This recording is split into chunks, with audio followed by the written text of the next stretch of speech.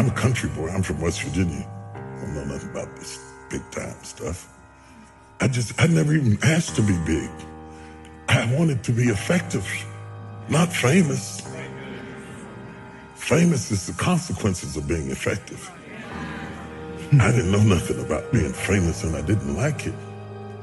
And so there I was, and when you first knew, everybody attacks you first and figures you out later.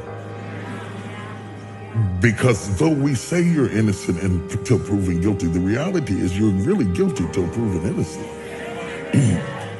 I didn't know that then, and I was young, upstart. You have to understand that you're looking at a 60-year-old man, but you're talking about something that's happening to a guy in his late 20s, with little kids. And the first time I was in the Washington Post, the article was so vicious it made me nauseous. I was so shocked that you could say that stuff about somebody you didn't even know based on assumptions and a little bit of this and a little bit of that. They piece it all together, and you don't get the same thing back. So I decided I don't want this.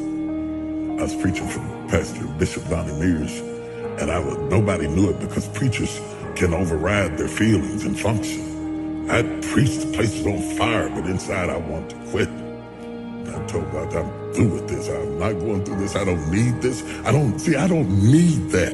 I don't have to have all of that stuff to be happy. So I thought, I'm not doing this no more. I'm not doing it. I'm not doing this. I'm not doing this because I don't need this and I didn't ask for this. I'm only doing this because of what happened in my life, of the circumstances that happened in my life. He put me on stage. I didn't ask for it. So I was mad inside and I was hurt. And I stayed up in the fellowship with the pastors because I didn't want to go back to my room and sulk in my own sorrows. And they said, there's a lady downstairs waiting to see you. The service was over and the fellowship was over. The pastor started to leave. I was trying to outwait her. I thought she'd give up and leave. And when I finally came down the steps, she was there. And she was just a willowy bit of a woman. And she said, Bishop Jakes, she said, I've been in the hospital. She said, I was pregnant in my fallopian tubes, and the baby died in my tubes, and I was carrying around a dead baby, and the toxicity from the baby almost killed me. And she said, the only thing that kept me alive was hearing you preach.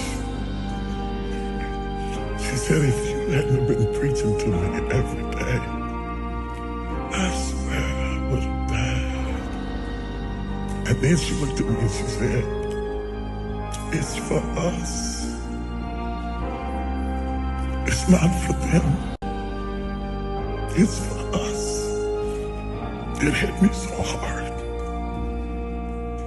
I didn't even get her name. I got in the car and cried all the way back to my room because she reminded me why I was there.